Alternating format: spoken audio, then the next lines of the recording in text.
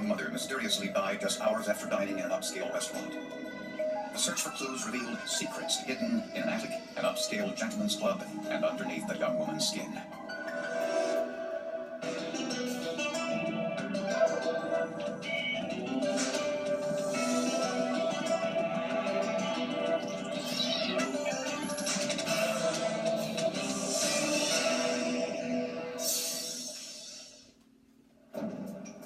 Shortly after midnight, police in a wealthy Philadelphia suburb received a frantic 911 call. 34-year-old Craig Rabinowitz said he had just found his wife Stephanie in the bathtub. When police arrived, they found Rabinowitz in the bathroom, holding his wife's head above the water. They performed CPR and rushed her to the hospital.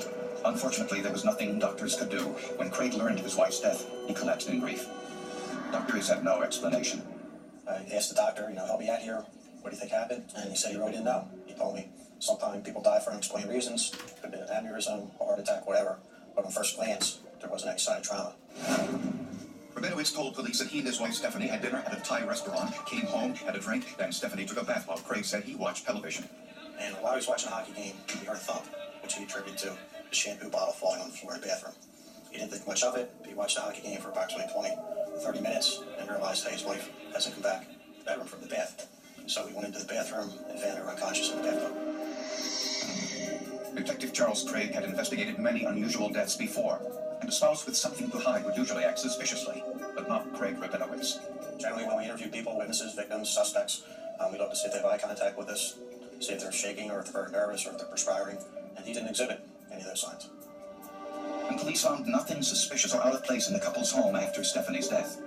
TV was on, the shampoo bottle was in the bathroom, there was water in the bathtub. We checked all the doors and windows and found that the house was secure. We went through the master bedroom, didn't appear to have any signs of struggle. We didn't find blood or anything of that nature. Craig and Stephanie were a classic love story. They'd been together since they first met in summer camp as teenagers. The Rabinowitzes were the perfect couple. In love, with good jobs. They had a beautiful young daughter, a year old. He had a business of his own, selling latex gloves and supplies. They'd been married since 1990. She was a lawyer, Bryn Mawr and Temple University educated. Craig was proud of his wife and worked hard to put her through law school. Stephanie spoke about her marriage in very idyllic terms. She thought she had a wonderful relationship, almost a perfect relationship in that, and she was extremely happy.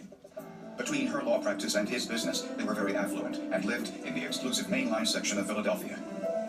But even wealth and privilege can't prevent unfortunate incidents like the one that befell Stephanie Rabinowitz. I came to the office Wednesday morning.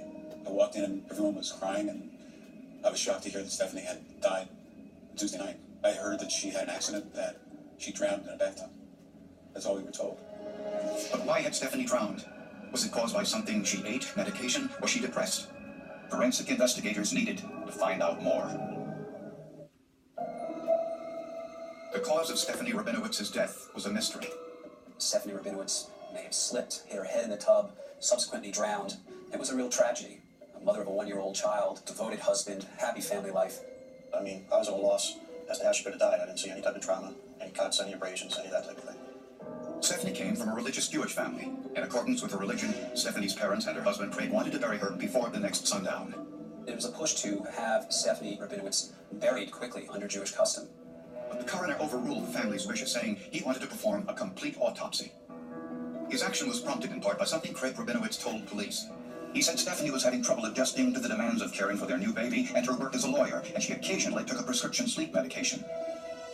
In the meantime, a tipster called police suggesting they investigate Craig's involvement in a gentleman's club named Delilah's Den. Delilah's Den is the upscale strip club in Philadelphia. It's a place where it's not uncommon to see a lot of professional athletes or entertainers or people who visit Philadelphia from out of town, business people, and just groups of guys out to have a beer for a bachelor party to show up at Delilah's Den. When detectives visited the club, they discovered Craig was a regular customer, and that his interest was primarily in only one dancer named Summer. Employees said this wasn't unusual. Well, Summer didn't come dance at clubs to make friends. She was definitely there to make money, and she was sort of known as something with sharp. She was always a big money maker. She always went after customers that appeared to have the most money. You can either be entertaining on stage and make it real clear to the customers that we're gonna have a good time while you're here, but the phone ends at the door. Or you can sort of draw the customers into this longer, drawn-out fantasy and develop regular customers. When interviewed, Summer admitted that Craig was a good customer, but strictly that, a customer and not even her best one. They would each have 2 or 3 good customers who would spend a lot of money on them. even buying them furnishings for their house or paying repair bills or doing dental work, that type of thing. She said there was no sexual relationship between the two of them, that they weren't dating or anything of that nature. We were always suspicious of that, of course. I know the answers have gotten cars from their customers, other elaborate gifts of jewelry, and, apartments, etc. Delilah's customers who want something a little cozier can get private dances in the champagne room. They use Delilah's dollars, house money bought with credit cards. Club records indicated Craig was spending as much as $3,000 a week at Delilah's. A lot of money, perhaps, but certainly not illegal. In fact, Craig's visits to Delilah's were not unknown to Stephanie Rabinowitz. I think he had really told her that he did business there, and that is not an uncommon thing to see in any city with people who are doing business, especially something like sales. Whether Craig's interest in Delilah's was professional or personal, it certainly didn't explain Stephanie's death. That would have to come from the forensic accountants. In the 12 months before his wife's death, Craig Rabinowitz spent almost $100,000 in Delilah's Den, an upscale gentleman's club in Philadelphia. Investigators searched the Rabinowitz's home for financial records, interested to know how Rabinowitz could afford this kind of spending. He was a latex glove salesman, but nobody could really find a lot of latex gloves. But detectives did find a hidden crawl space in the bedroom closet. So basically I just lifted the board covering the crawl space, looked around, didn't see anything, felt around the top of the crawl space and found this bag. And turned out to be a shopping bag filled with a lot of paperwork. The paperwork included credit card receipts for Delilah's Den, hotel receipts, and gifts he had purchased for his favorite stripper. There was also pornography. Basically, Craig Rabinowitz's double life was squirreled away in the crawl space of the top of his home. The bag contained pawn shop tickets proving Craig pawned Stephanie's heirloom jewelry just after she died. The bag also contained an accounting ledger, possibly for Craig's surgical glove business, but investigators weren't sure. They brought in a forensic accountant, which I had never been involved in before, and he very thoroughly and systematically went through every bill that Rabinowitz had. Rex Zayas is an expert at finding the real cost or value in accounting records that have been written in a way to hide their true meaning. He was describing importing containers of these latex gloves from overseas, that the cost of a container would be $20,000 or $22,000 per container, that he was then going to be able to sell those containers for twice that amount. That was the pitch. Sounds too good to be true. It was too good to be true. Zayas discovered that Craig's latex glove distribution company had never bought or sold a single glove. The only money coming into the company was funds from investors, Craig's family and friends whom he was scamming with a Ponzi or pyramid scheme. So the money from investor 2 was now going back to pay investor 1 and just keeping that cycle running.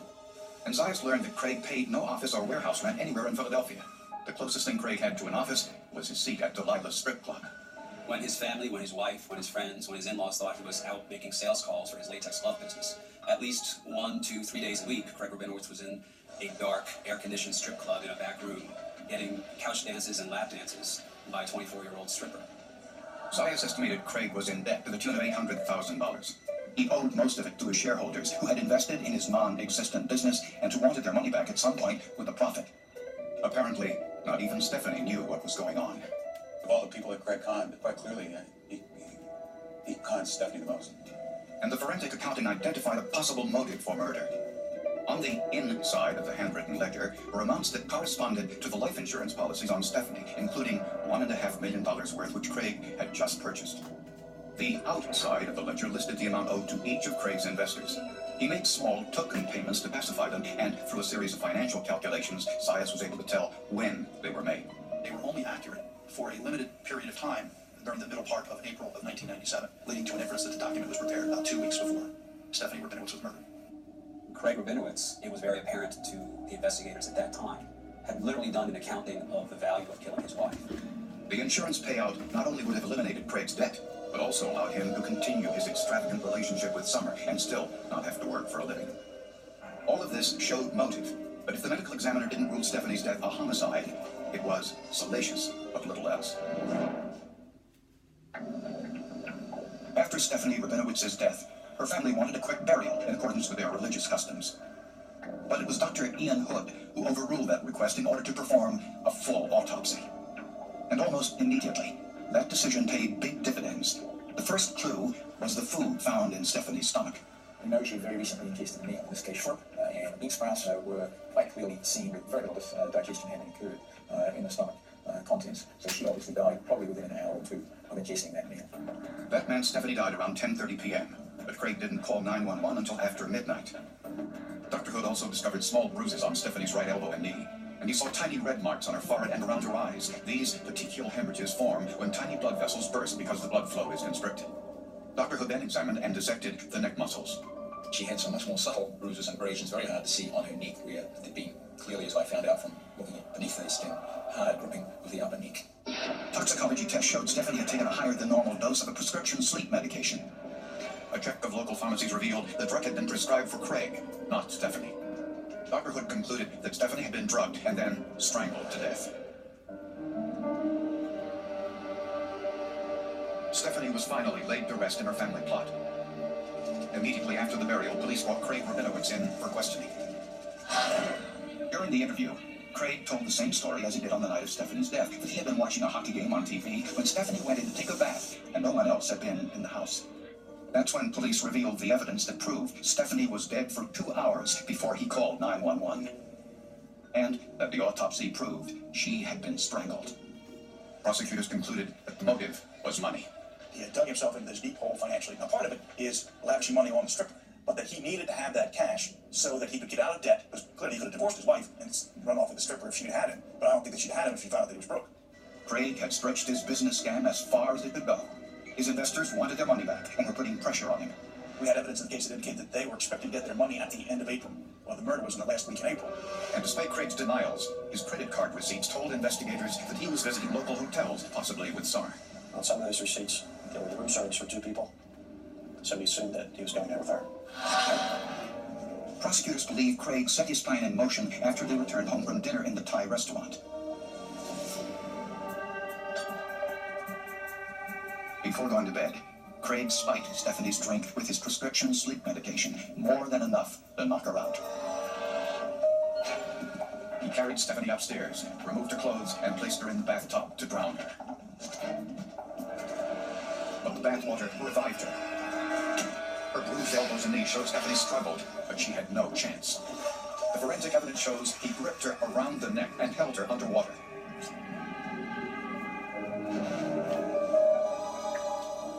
Frightened by what he had done, Craig waited 2 hours to call 911. The gamble that Craig Rabinowitz engaged in was that we would not conduct an autopsy. I think the autopsy decision was a very critical decision. I think because when it first came across, and the outward appearances of it was that a horrible accident had taken place.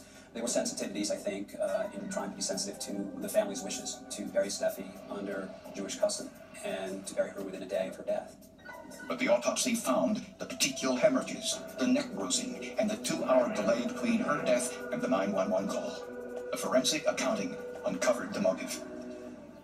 When he was charged with first-degree murder, Craig Rabinowitz pleaded not guilty. But on his first day in court, he had a change of heart. He said his wife appeared to him in a dream and convinced him to end the trial and confess to what he had done. I think that's complete nonsense. I think he pled guilty for selfish reasons. He knew that we would spend several weeks just completely annihilating his character in front of the whole world, including his mother and friends and whatnot.